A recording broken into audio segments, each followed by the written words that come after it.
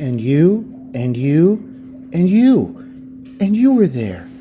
Some of it wasn't very nice, but most of it was beautiful. Surprise, surprise, surprise drop. Well, well, hi there, everybody. We didn't see you. How you doing?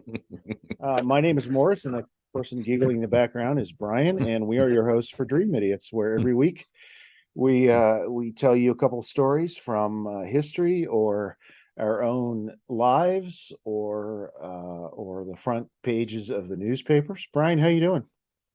I'm doing great. And hello, folks. We didn't see you come in. No, sorry. All good here. Things are going well. World Series. This won't drop until a few days from now, but game one of the World Series starts That in is right. mere moments. So looking forward to that. Here we go. On the outskirts of San Antonio, out where the grickle grass grows, lie the ghost tracks.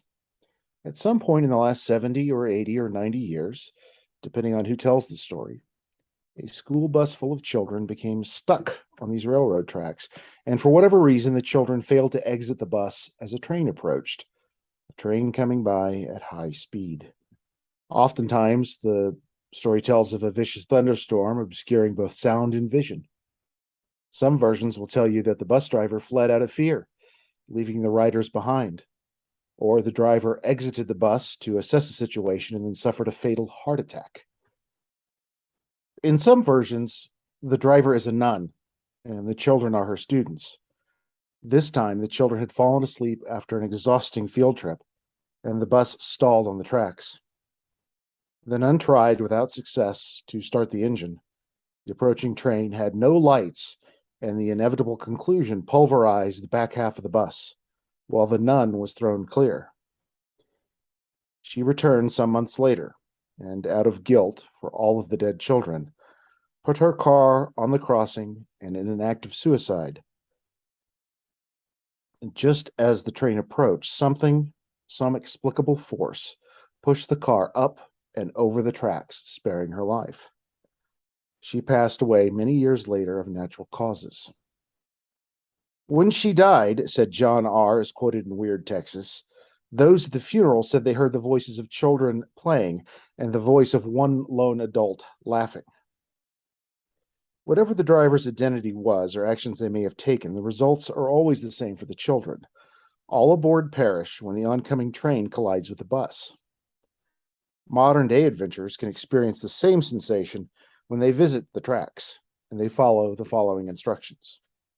1. Drive the car over the crossing so that it rests midway atop the tracks. 2. Kill the engine. 3. Put the car in neutral. And 4. Wait. After a few moments, the car will start moving uphill over the tracks and safely down the other side. San Antonio is full of such haunted places. Bryan, these may sound familiar to you. Woman Hollering Creek, Oh yeah. Donkey Lady Bridge, hmm the infamous and horribly named Midget Mansion. Yes. The Alamo has its share of ghosts, as do the Right. Sure. Bluebonnet Hotel and the Menger Hotels. hmm But none cry out for a field trip more than these ghost tracks.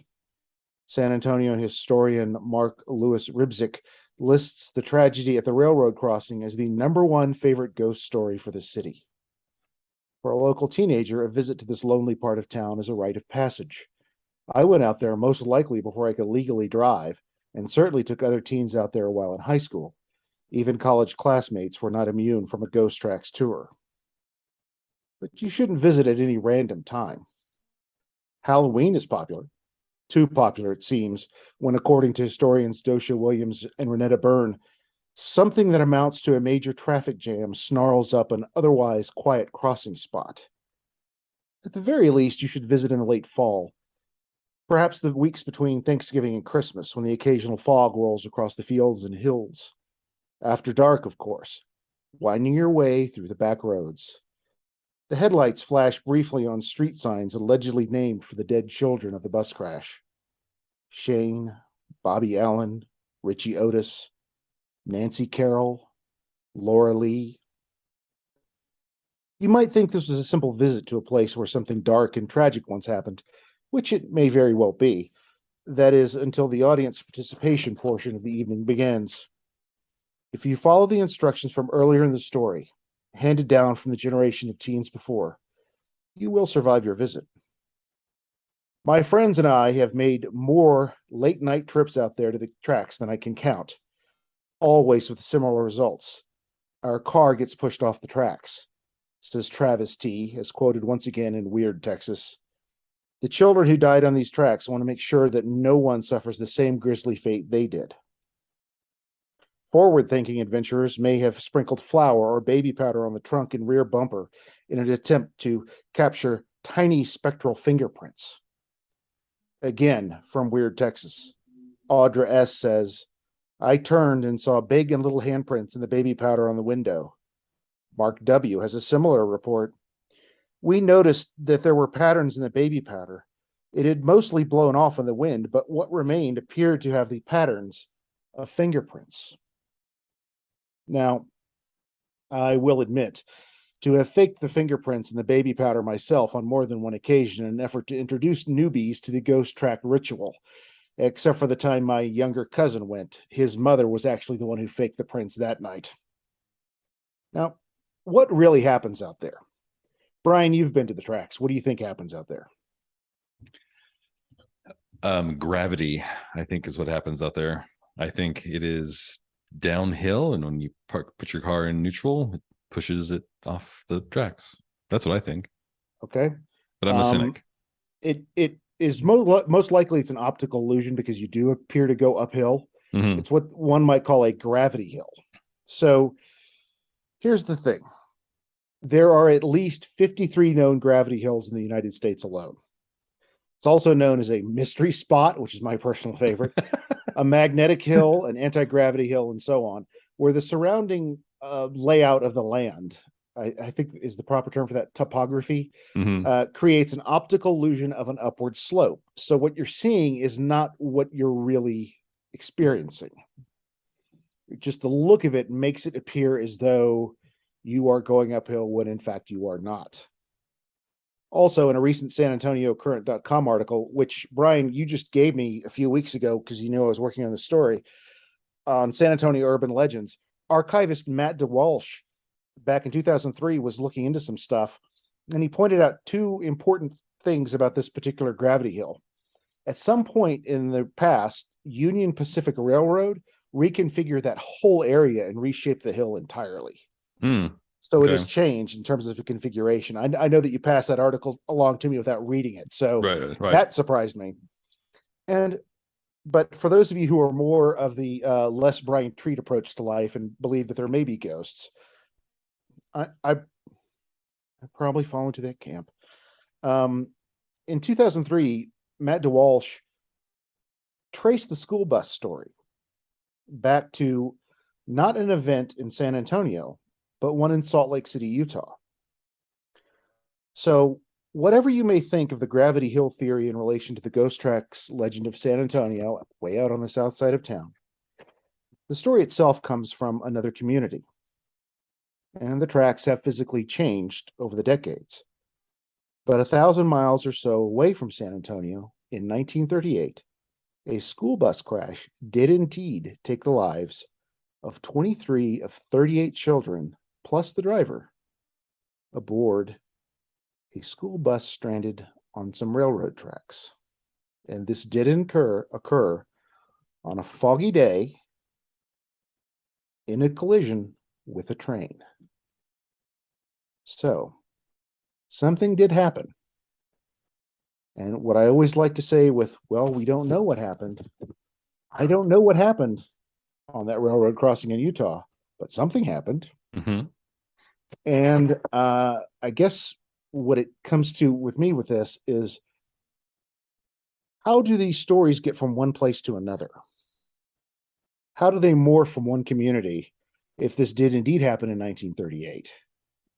How do we transplant these tales from the Utah desert, the high desert, to South Texas? Right. Well, one way I can think of is by the early 50s, mid 50s. I mean, San Antonio has always been a military town. There's a pretty big Air Force base near Salt Lake City.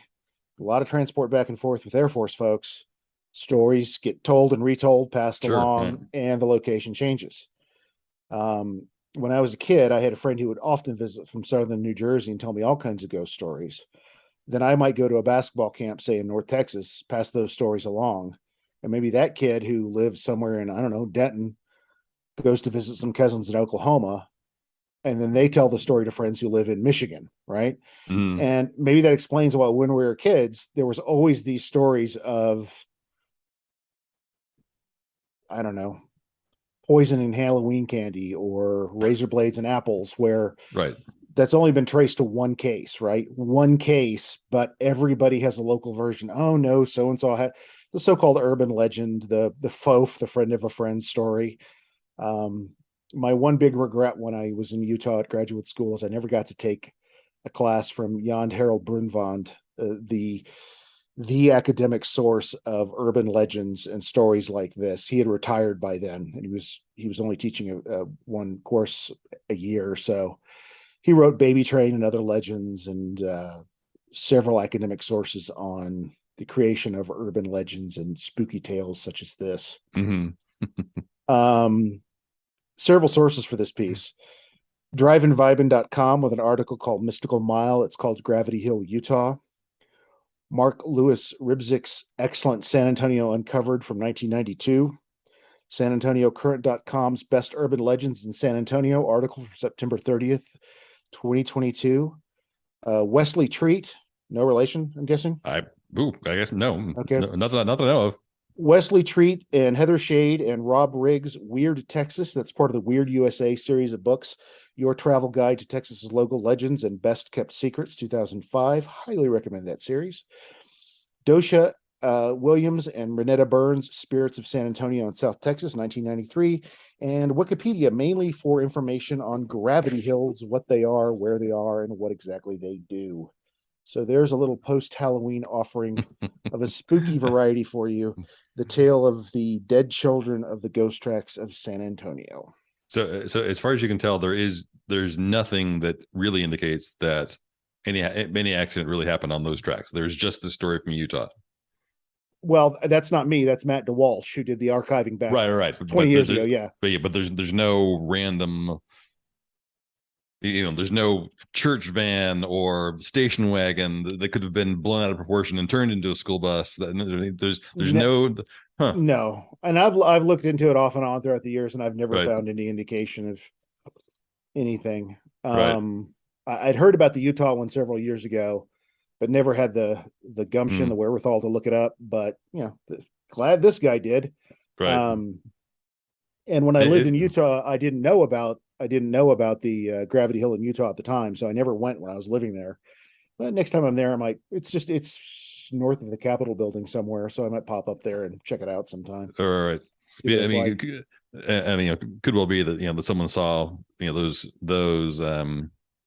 the names of those streets, all those names, and just created the story. I guess too. I don't know. Well, the names on the signposts in the San Antonio place, they're real. They're the names. They're the names of the children of the folks who developed that area. Oh, they are. We know that for a fact. Okay, that's what I've always understood it to be. That they're just the names of the kids whose dads were the architects who built those and homes. who built the home. And that place is super overbuilt. I mean, not overbuilt, but it is no longer the rural place it used to be when you and I were in high school, when we'd go Right. a busload of folks to go over the ghost tracks. But but it's still, I mean, you can, once you make that little curve, exactly where you are. You're like, oh yes, I remember this. Yeah. It's definitely worth a visit, and it's definitely if you go out there and you're a bit of a skeptic and you want to have fun at someone else's expense, do what we always did, which was someone always brings or buys at the corner gas station a small thing of flour, and then be the one who spreads it, and then very very carefully but dutifully put a couple of fingerprints before you get back in the car, because on 2 occasions, I mean I've done the tracks 2 or 3 dozen times probably, but on 2 or 3 occasions we faked fingerprints in the flour, and people were genuinely freaked out because they Well- really thought it was real. Think about the cottage industry you could build up around that. I mean, if I owned that little stop and go, I would mark up the A baby bag of powder flour for $18. Yeah, exactly. I would mark it up to high heaven. But yeah, I've probably been out there probably 24 times since I was 12 or 13. I mean, Right. just it's a thing you do, and then you go out to see where Midget Mansion once stood, and you go out to the old abandoned Hot Wells resort. You go out to these various places that Right. are allegedly haunted. And you hunt for ghosts, and this is before cable and Right. all this other stuff, and you needed something to occupy your time. To the point where one kid came up and told me, he says, "You know that the field behind your house is haunted, right?" And I'm like, "What are you talking about?" He goes, "Oh, that's where the gorilla that wears overalls lives." And I'm like, What do you mean?" "Yeah, there's this gorilla who disguises himself as a farmer and drives a tractor around your house at night." And I'm like, "I think I would hear that." Yeah, maybe. Yeah, apparently this gorilla would dress up in a farmer's outfit, and he had glowing eyes and to drive a tractor around the field. I never saw him. I don't think it was real. No, probably not. Call me a skeptic, but I think that's it. Please go online and shoot us 5 stars if you can on whatever platform you're listening, and share our stuff. We'd love to start bumping up our audience even more.